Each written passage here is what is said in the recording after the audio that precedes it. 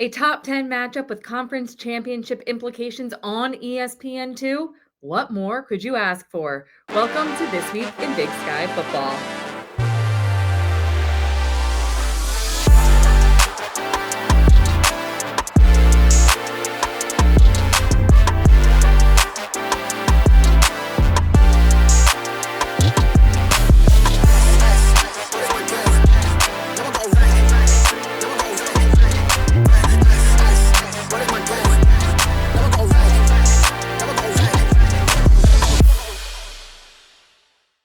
Hello and welcome to This Week in Big Sky Football. I'm Megan Robinson. After an 0-2 start, Montana State has won 8 in a row. They are the number 3 team in the country and boast one of the best defenses in all of FCS. The Bobcats are 2 wins away from repeating as Big Sky champions. This week, they'll have to take down a UC Davis team hungry for their share of the title in our game of the week. For more on this matchup, let's welcome in Bobcats head coach Brent Vigen. Coach, after your win over Weber State, you said you were really excited about where your team was at. What excites you the most? Well, I think this team is really focused on each week, each opponent, each opportunity, more than even the opponent, just a chance to get better. And I think we've been able to take a lot of steps, in particular in the conference season, in seeing all different kinds of teams. That's the nature of what you have in front of you. Is you have a lot of teams shooting for you. You have a lot of teams that are going to bring their best, and I think for the most part, we've really been able to rise up to those challenges. And I think we're a better team here in November than we were in September. I know that. You also have one of the best defenses in all of the FCS, the best total defense in the Big Sky. What has impressed you the most about their growth and development from September until now? Yeah, we came into the season with a lot of inexperience, but a lot of talent at the same time. I think what's impressed me the most is this has been a really hungry group, a group that is chasing after, a standard that's really hard to attain, but they keep taking strides to that. I think we've tackled real well. We've gotten pressure on the quarterback. We haven't allowed a lot of big plays, and you do those things. The defensive side of things is going to look pretty good for us. One of the guys who has had some big games recently is, of course, Caden Dowler. He faced some injuries early in his career. He was most recently named Big Sky Defensive Player of the Week. How do you think the adversity he's faced early in his career has prepared him for the season that he's been having? He's certainly a guy that's his fair share of hardship, adversity, whatever you want to say. I do think it makes you appreciate the moment and the opportunity that's in front of you more and more. He's always been a good player. We've known that. It's just getting any length of time has been challenging for him. So, him being back and really being, I think our catalyst in many ways on defense was our hope. And he's certainly been that through 10 games. And to, have the game he did last week, he popped statistically, I guess, but that's how he's been playing all season. Looking ahead to this week, you host 10th ranked UC Davis for a top 10 nationally televised matchup. Samuel Batu has 4 straight games with at least 100 receiving yards. What's the key to containing him and limiting their big plays? Yeah, without question, he's their big play guy, and he's a very talented, competitive, hardworking player, and he's all those things. So, defensively, it's awareness where he's at. I think it's not getting ourselves in a lot of calls that maybe get him in one-on-one situations. But if we do, we got to go out and defend him. It starts with the guys up front being able to, put as much pressure as they possibly can to make Pinnock uncomfortable. It all works together for us. And without a doubt, though, Bato's he's at the top of the list as far as guys we need to defend. You mentioned Caden Pinnock, their freshman quarterback. What have you seen from him that could present challenges to your defense? His athleticism is certainly what flashes, but he's got a really good arm, and his ability to pass the football very effectively has been, on display all season. He's, his completion percentage is indicative of that. The number of explosive plays that he's started, his ability to extend plays and keep his eyes downfield is uncommon for such a young player. So they put a lot on his plate, and he's going to make some plays. There's no doubt about that. But ideally, we can do whatever we can to contain him as much as possible. Defensively, UC Davis has the Big Sky leader in sacks. What will it take to protect your quarterback this weekend? It certainly starts with our guys up front doing their jobs, being on the same page in the protection game. But it's also, on Justin Lamson to be able to, get the ball out in a timely fashion as well. And then, certainly our guys running those routes and getting open have to be a part of it too. So,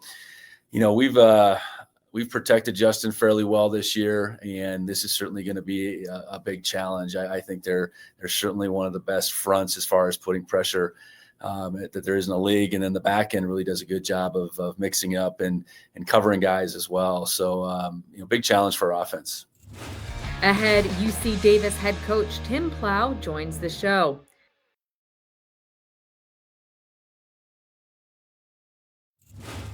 Welcome back to This Week in Big Sky Football. I'm Megan Robinson. UC Davis head coach Tim Plough said his team's win over Idaho was one of the best he's had in his time as a head coach. It was a win the Aggies needed in order to stay in contention for a Big Sky championship. This week, they head to Bozeman to take on the number 3 team in the FCS, a win once again crucial to that title race. Coach, big win over Idaho this past weekend. After that game, you said it was one of the best wins you've had. Why do you feel that way? I care a lot about UC Davis, and I care a lot about how we respond and the Aggie pride. And we talk a lot about detaching from results and finding joy every day. And sometimes that's easy to do when you're winning, but to have the really difficult, embarrassing home loss that we had, how your team responds is everything. All these guys did was just work really hard. They played together. They played with joy, and the love they had for each other. All 3 phases, finding ways to get things done. Guys that haven't played out there making plays, and so it was I felt it's just a good example of our environment and our culture and the things that we really preach and care about. It was just a really great example. So I was emotional after the game. For me personally, that was the best win since I've been a head coach. So it was just meaningful to see the guys respond and play with Aggie pride. Last time we spoke a couple weeks ago, you said that you felt your best offensive performance was still ahead of you. After what they did in Idaho, how much closer do you think your offense is to playing their best? Even though we've been very efficient, a lot of first downs, a lot of explosive plays, running the ball well, throwing the ball well. It's been a couple things just kind of come up and nip us a little bit from really having a complete game. So I do think we're close. We've been able to be efficient, both running and passing, getting better on third downs. We've been good in the gold zone previously. The last 2 weeks has kind of got us. So I think it's just being able to execute for 10, 11, 12 drives and, keep your eyes away from the scoreboard. Just focus on this particular drive. I still think there's better football ahead, which, is exciting. Someone who has been playing pretty good football is Samuel Batu. He has had 4 straight games with at least 100 receiving yards. What do you attribute to his success over the last month or so? His work ethic, his leadership, how much he cares, the way he's grown the other guys in the receiver room and the other skilled players on offense. All that kid does is work his butt off. He cares about his teammates. He's just an all-time one of my favorite players I've ever coached. And but when we need one, he's the guy that we go to, whether it's in the run game, pass game, needed to make a block. He's a guy that I have full trust and faith in. So for him to have the numbers and success behind that, I think he's shown to be what I think he is, which is one of the best receivers in the country and definitely one of the best in the conference. So just really proud of Sam. And for us to get to where we want to go, we got to get Sam the ball, and he's got to keep doing his thing. Looking ahead to this week, you talked earlier about some of the mistakes you've made on offense. They'll be facing one of the best defenses, not just in the Big Sky, but in the entire FCS. What challenges does this Montana State defense present your offense? A lot. Their D-line's extremely talented. Starts with them up front. They're very physical, well-coached. They finish at the quarterback, tackles for loss, just very disruptive. On the back end, very talented, a lot of athleticism, a lot of length. Their safety number 5 is a great player. And then their linebackers, they rally to the football, man. They play with great effort, great fundamental tacklers. They force turnovers. They don't give up explosive plays.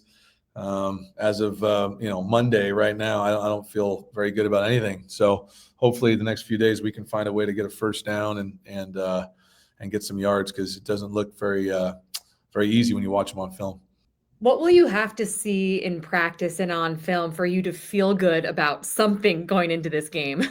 I always try to teach our guys that it really doesn't matter what the defense does. You know, if we do a great job of our pre-snap operation, you know, causing some fits for them in regards to their alignment, and then, you know, guys doing their job correctly, whether it's, you know, blocking the targeting the right way with great fundamentals and physicality, or whether it's guys running the right routes and being where they're supposed to be, quarterback going through his progressions, our pass protection, picking up blitzes. You know, if we execute the way that we're capable of, I always have the confidence that we can move the ball against anybody. So as talented as they are and as dangerous as they are, I still think it goes back to us. And if we can, you know, do the things that we preach and play with detail and create explosive plays and be great in situational football, you know, I think we can move the ball on anybody, even though it seems like a tall task right now. Coming up, hear from Special Teams Player of the Week, Colby Katzis. Welcome back to This Week in Big Sky Football. I'm Megan Robinson. It was a weekend of firsts down in Flagstaff. Colby Katzis had a 100-yard kick return touchdown to earn him his first Big Sky Player of the Week honor of his career. It was also NAU's first kick return touchdown since 2017. Katzis joins me now. Colby, you had a 100-yard kick return touchdown to earn Big Sky Special Teams Player of the Week honors for the first time in your career. What did you see on that return that allowed you to go the distance? Really, the kickoff return team just did an amazing job on, they saw something on the field before the previous kickoff return and they went back to the coach and made sure to fix that up. So they definitely allowed me to find the hole and then, you know, hit that hole and then just keep running towards the end zone. Once you hit that hole, what's going through your mind?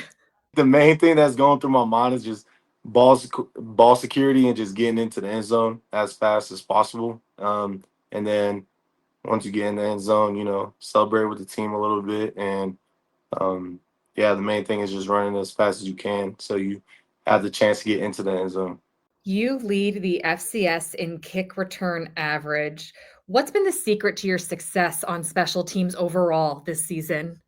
Basically, quote unquote, the secret is, really locking in and honing into the details. And it's really nothing that I'm really doing. I mean, I'm just running the ball at the end of the day. I have to give props to my kick return team. They do a very good job, and our whole special teams locked in meetings and in practice and making sure that every little detail is, finely tuned so that we can go out and perform it and showcase it on Saturday. You were up 21-10. You had that kick return just before the half to go, up 28-10. How did you carry that momentum through the rest of that game? The main thing about carrying the momentum is just making sure that everyone's staying locked in and staying into the plan. And, when you come out of a half, it's 0-0 on the scoreboard, and you just got to treat everything like next play, next play, next play mentality and responding from either the best play or the worst play. Response is a very big thing that we harp on, and, making sure that everybody is playing together and keeping their head in the game. This is your second season with the Lumberjacks. You started your career at Pittsburgh State, followed head coach Brian Wright from Pittsburgh, Kansas to Flagstaff, Arizona. Why? I'm a big person of faith, and the Lord told me that it was a good idea to follow Coach Wright. I mean, I've trusted him ever since. I mean, he was showing up to my high school practices long long time ago. I'm not trying to exploit my age on here, but he's been with me. He's taught me a lot of things, and he continues to teach me things. And there's always new things to learn, always. And he's a fantastic coach, and he never lets up. He always is on the gas pedal, and he has a really good sense of coaching and knows how to do it. What's been the biggest lesson Coach Wright has taught you? The biggest lesson that Coach Wright has taught me is it's just your character on and off the field. And what I mean by that is kind of how you respond, not only on the football field, but in life. There's going to be hard situations that come at you, and it's all about how you respond with that and how you carry your attitude through certain things. And I think that's one of the biggest lessons he's taught me. You also came over from Pittsburgh State with the quarterback Ty Pennington. How would you describe your relationship with Ty? Like a brother to me. I mean, he's family to me. We're really good at holding each other accountable without taking it like it's like a bad thing. We both coach each other up. If my head's down a little bit, he'll come pick me up. If his head's down a little bit, he'll come and I'll come and pick him up. Our relationship is just really wanting to see each other win, also wanting to see the whole entire team win. And when we have that connection, as long as as well with everybody else on the team, then we do good things. After this, voice of the Bobcats, Keaton Galogly, is here to pick some games.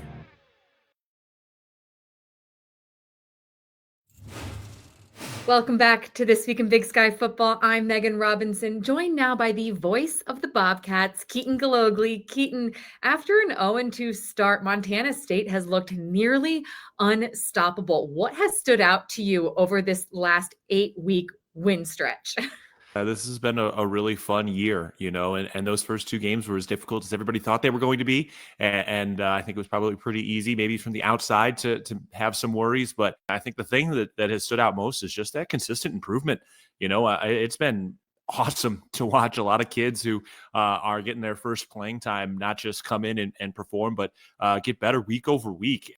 Why is head coach Brent Vigen so good at reloading and rebuilding? It's an emphasis. They want to build depth. They want to build these reps for these guys. They do double repping at practice. So, you'll see 2 or even sometimes 3 sessions with every single person who is dressed and practicing that day, getting reps like week in and week out. And the other part is there's a lot of proof of concept. That there has been a lineage of guys who have chosen to come here and develop. They do a really good job as well of communicating with the players about where they stand. When you tell a player, hey, we're going to start somebody else over you, but this is where we think you can get better and what you need to do to start continuing to earn more meaningful reps, more meaningful snaps on Saturday. Well, now you got guys who are competing, but also cooperating in different position groups. And that's a really fun thing. And that's a really cool thing. Just continuing to put a focus on building that depth and communicating to the players about where they stand and what they need to do has really allowed this thing to blossom over the course of the year. We'll get into some picks now, starting with NAU going to Cal Poly. NAU is back in the top 25 after their win on Saturday over Northern Colorado. They really need to win out if they want to keep their playoff hopes alive. Will they get the W this week at Cal Poly? Yeah, I think they will. That NAU team had, the loss against Montana State and Davis, a hiccup against Idaho, which, maybe looks like a bigger hiccup, in my opinion, than it actually is. Yeah, I think NAU under head coach Brian Wright, who has a tremendous reputation here at Montana State after being an offensive coordinator here back in the 2010s. But I think NAU is able to find a way to get down there, get it done. And Ty Pennington's a dog, man. He knows how to go out and win some football games. So I think NAU gets it done down in SoCal. You brought up Idaho. They play Sacramento State this week. It feels like Sacramento State, another team who needs to win out if they want a chance at being one of those 24 playoff teams. Who do you like, Idaho or Sacramento State? Yeah, give me Idaho in this game. Again, I think Idaho just they ran into some injury trouble in the middle of the season. And that's really the reason we're not talking about them as a lock of a playoff team or a team that was even probably competing for a seed. I think as Idaho continues to coalesce around that quarterback and still get more reps, I think that's the play. And for Sac State, look, they're extremely talented. They've got a lot of individual talent on that team. It just hasn't always kind of come together as that cohesive unit week in and week out. Give me Idaho in this game. I just think Joshua Wood is the X factor. Finally, our game of the week, UC Davis heads up to Bozeman to take on Montana State in a top 10 matchup on ESPN2. Lots at stake in this one. Big Sky title hopes still alive for both teams. And of course, the ultimate playoff picture. Who do you like in this top 10 clash? As I look at this game, UC Davis is a heck of a football team, man. I mean, they are really, really good. I think this is going to be one of the toughest tests of the year for Montana State's defense and for the Bobcat offense. Let's see how consistent they can be and keep this thing humming, because I know for UC Davis, they've had some injuries, particularly in that secondary, but like a guy like Jacob Syke on that defensive line is a monster as well. So they've got some really, really great pieces. I think they're playing really well together, and I think this is going to be a dynamite matchup. It's probably a coin flip, in my opinion, but the fact that it's going to be at Bobcat Stadium, I think, is going to be the difference for the Bobcats. Awesome, Keaton. Well, thank you so much, and enjoy that game in person on Saturday night. The Big Sky Championship is still very much up for grabs. However, the picture might look a little clearer after this weekend. Thanks for joining me for another episode of This Week in Big Sky Football. I'm Megan Robinson. I will see you all next week for our season finale.